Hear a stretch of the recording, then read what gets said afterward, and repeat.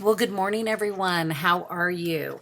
I just finished grading everybody's presentations, and I gave just basic feedback on the grading program because I wanted to make a video and just talk to each one of you a little bit. Emma, I was going to start with you. You had brought up online accountability and how you were a little bit concerned about online classes and getting on board because not being able to like see the work and what was really going on. So one of the things that you want to consider with that is that if I really wanted to see your work, or if I had doubts about your work, we of course could do one-on-one Skyping through the Blackboard classroom. I could ask you to show me like how you got from point A to point B. We could have one-on-one tutoring sessions, those types of things. You could have a parent present in the room as you did one-on-one online teaching. So there's a lot of ways to be able to see and hold students accountable and make sure that you get to see the process of what's going on. And I understand that fear, but it's really just thinking outside of the box and looking at the whole world as your classroom and being like this godlike eye that can see everywhere, and therefore your computer allows you to have that access to the classroom when the student's at home or somewhere else. So something to think about.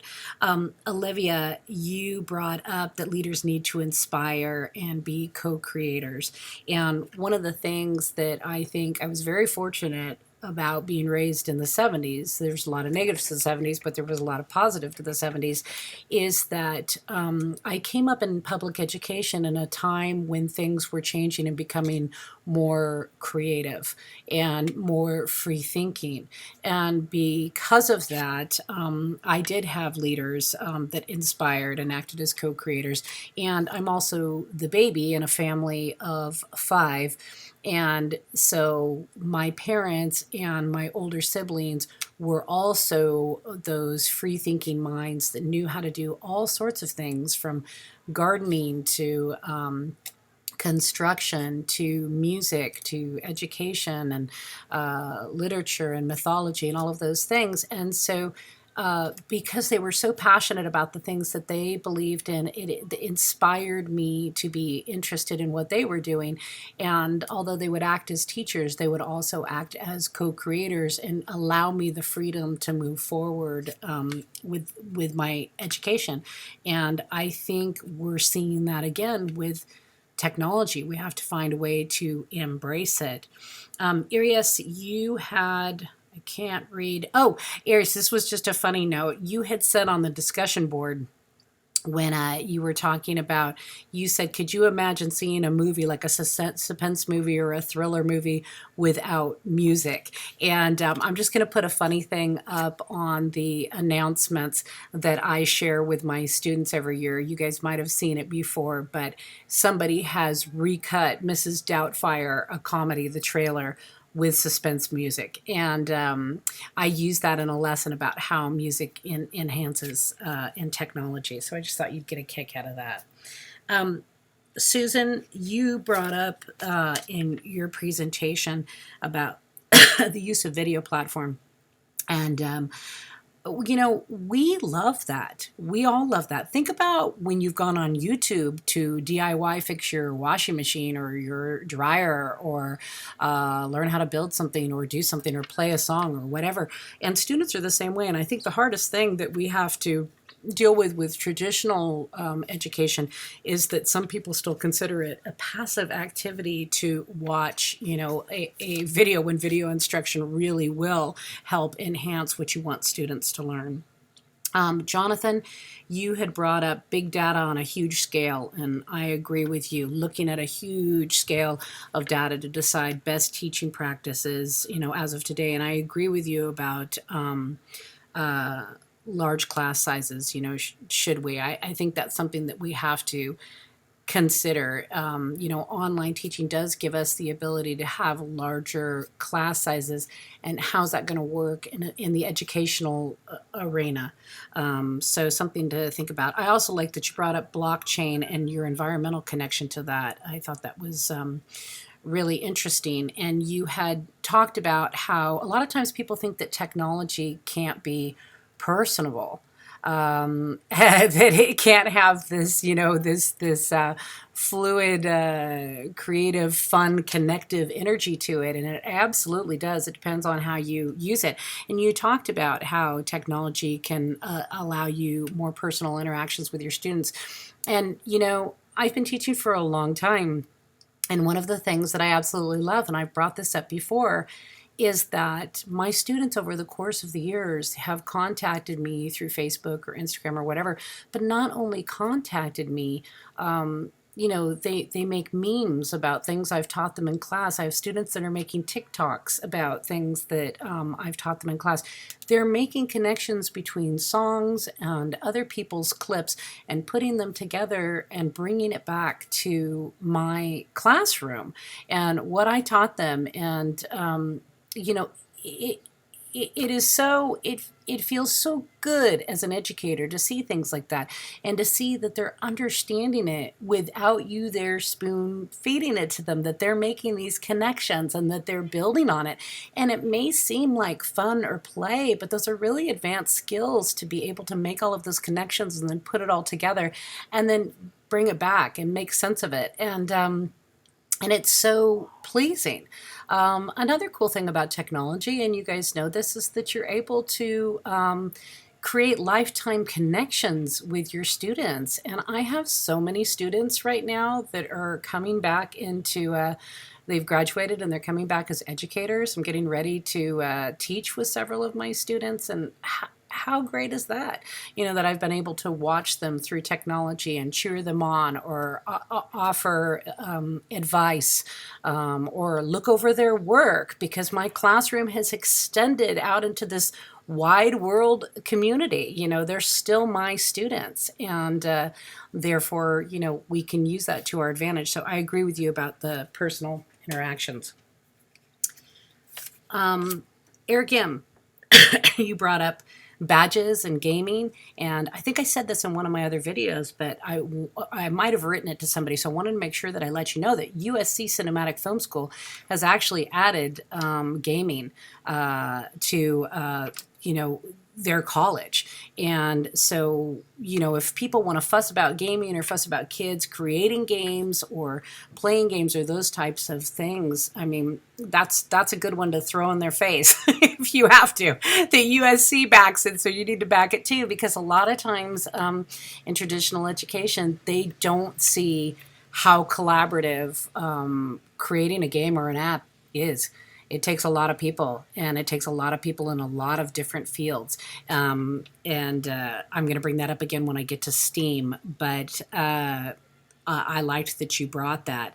And both of you, Eric and Jonathan, you're both concerned and worried about the digital divide, not just about the haves and the have-nots, but people learning to use these devices, somebody teaching them to solve problems and think about world problems. And I agree that, it is an educational responsibility that we need to not only, kids know how to use tech, but we want them to know how to use tech with purpose and to move forward to solve problems with it. Serby, you'd brought up STEAM, which if you aren't familiar with STEAM, you can always get more familiar with STEAM. But, in California, the cool thing about STEAM is it's connecting everything together.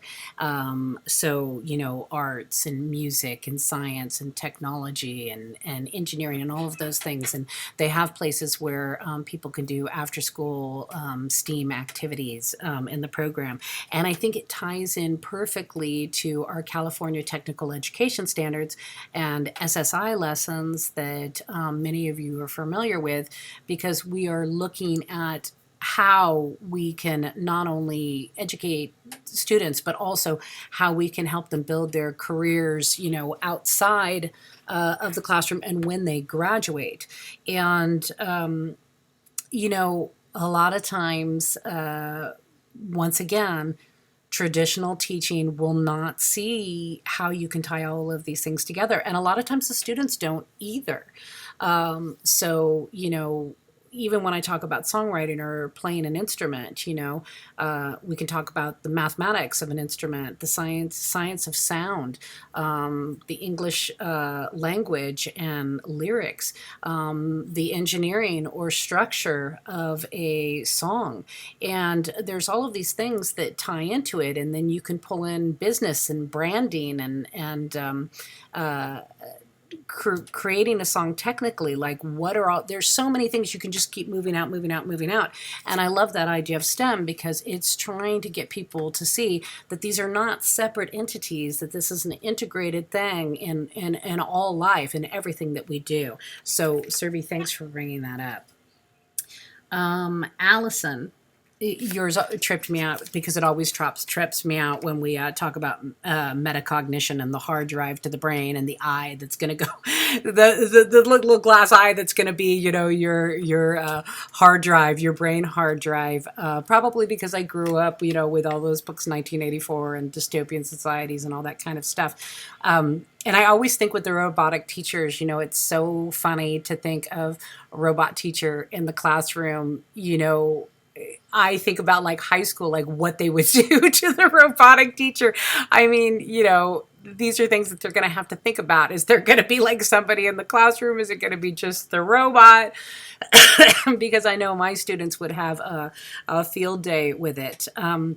But one of the things I think I talked about in one of my earlier videos is that they're even looking at, there are tech people, science people, mathematical people working on a new Wi-Fi that's system, like a new internet system that's going to be more like your brain, like with aha moments and connecting very spur of the moment, like creative. So it'll be interesting what happens when this research advances. I think it's really exciting.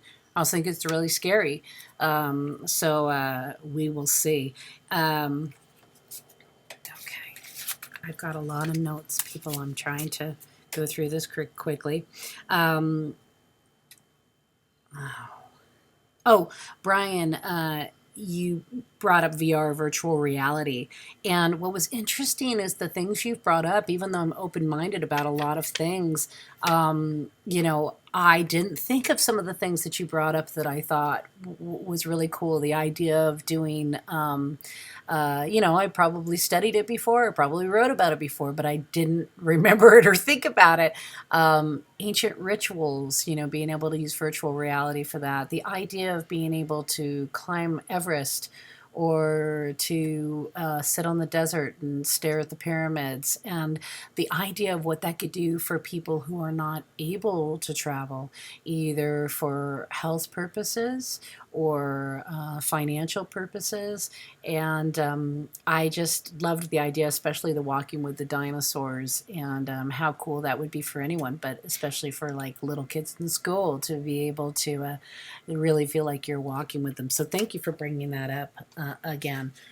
There's a few companies that are doing some really cool stuff with that right now. Alana, you brought up live digital dashboards and, colleges being connected. And somebody else later down the line brought that up as well. And I thought that was really, I think that's really interesting that, everything in college is moving to more tech. Like even my daughter who just graduated, everything that she did related to like counseling and those types of things, it was all online until she absolutely needed to go in. So, and I'm not talking about counseling like mental counseling. I'm talking about just like the counselors, the academic counselors. But I love the idea of a live digital dashboard where students can constantly look at what they, need to do and how they can improve. And we're kind of seeing that idea in education now. We've adopted the Pearson textbook in our district. And even with the online assessments, it breaks down immediately what each student needs to work on, not only for the teacher, the educator, but also for the student, so that they know the direction where they should go. So I like the idea of it, and I like the idea of colleges, like online classes, no matter where you're being transferable. So that was pretty cool. Angela, you brought up diverse time and space and free choice. And that's one of the things that I love about technology, and you guys probably love about this classroom.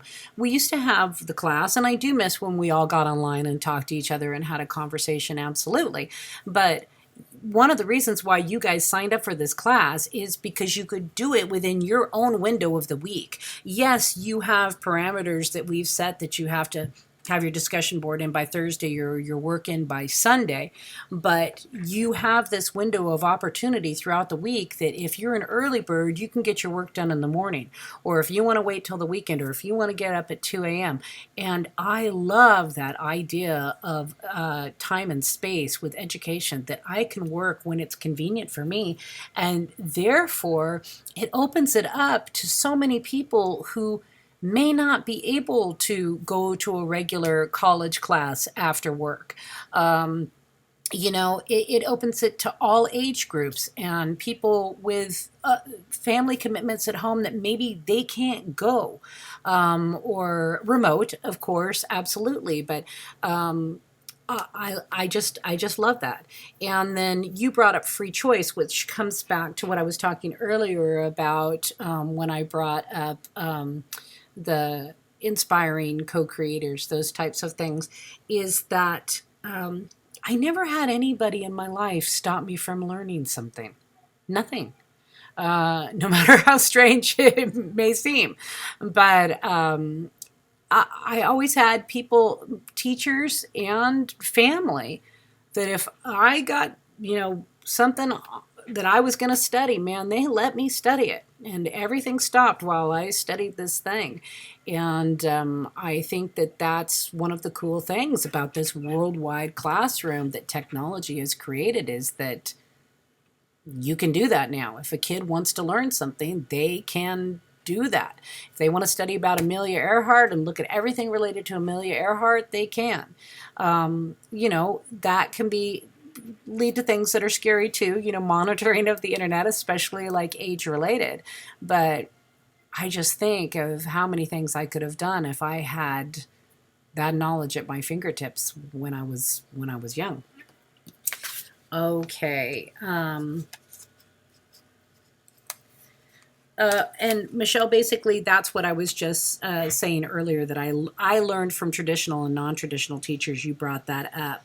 And, one of the biggest predictors of success that we now know is not just who teaches you traditionally or who teaches you non-traditionally. Although I'm thankful that I had both, because they both taught me different ways of learning and different ways of structuring things and different ways of thinking.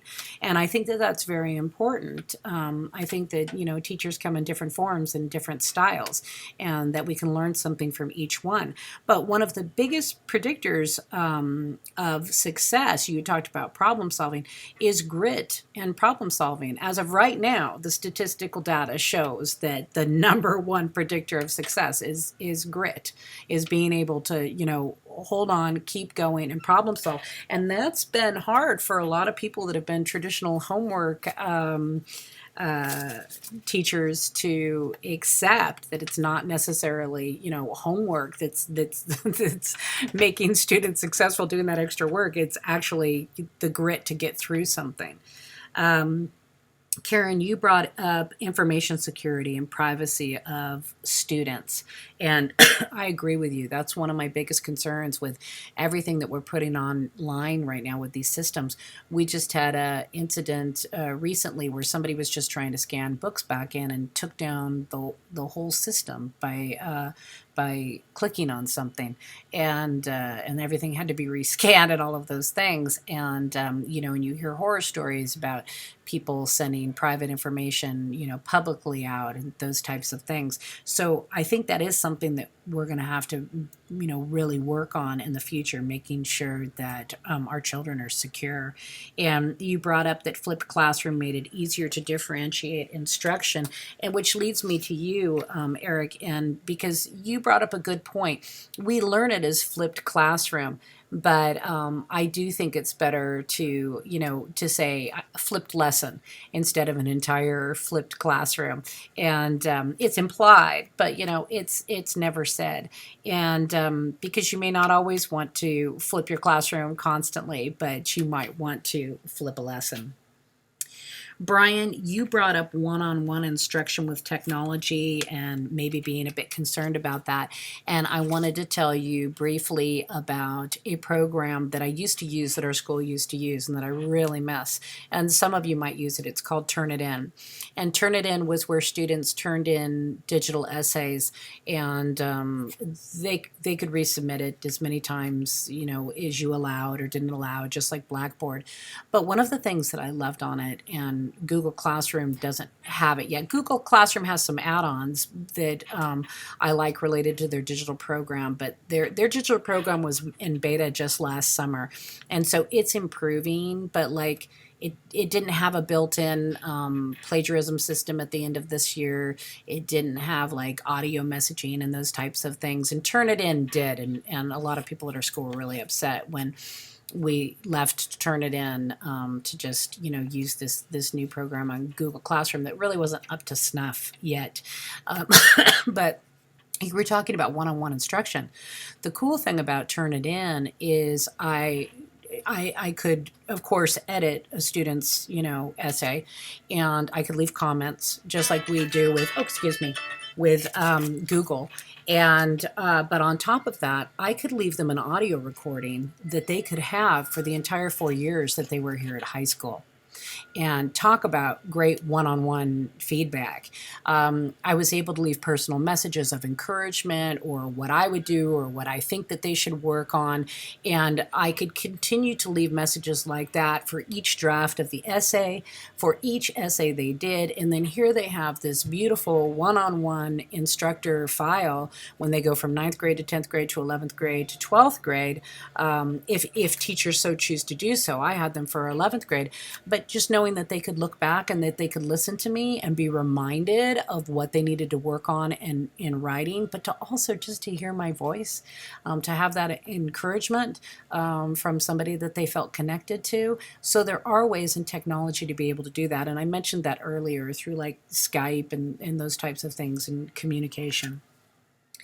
Emmanuel, you brought up also the college and the campus partnerships, and I agree. I think that's something in education that I think is just going to be so awesome. I remember, I'm sure you guys all remember when you had credits that you didn't know if they were going to transfer from the community college to the state college, or you had to go to some weird college to get this class that would fit into and that seems like that's all going to go away.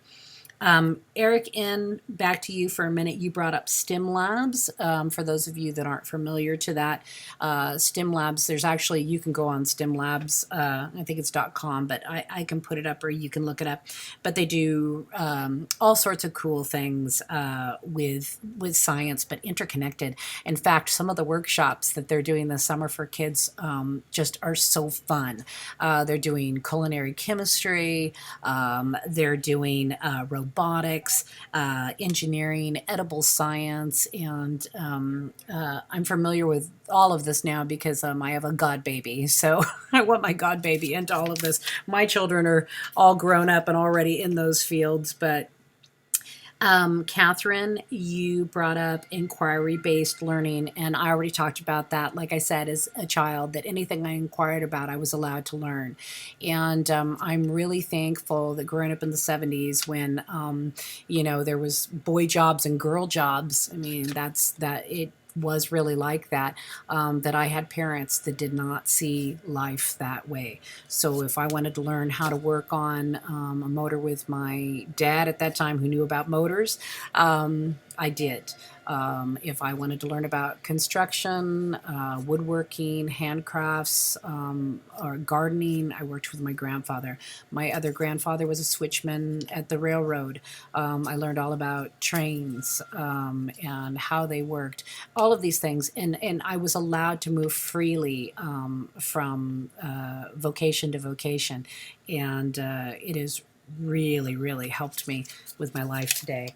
And Nancy, you are my last person. I absolutely loved all of the examples you showed me of technology, I would love to share that with everyone if you'd be willing. And the 3D trumpet that the students made that works, wow, as a musician, I loved that.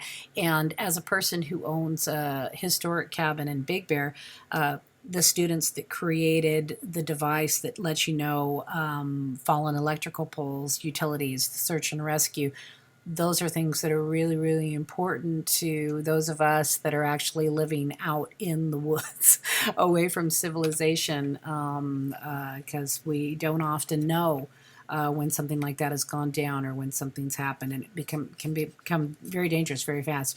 So it was really neat to see all of the students, the coin flip, all of the students working on these amazing real world applications with technology and robotics and engineering, and well done.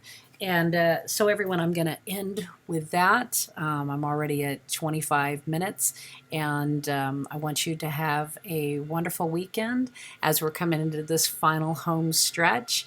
And if you need me, please contact me. Take care. Bye bye.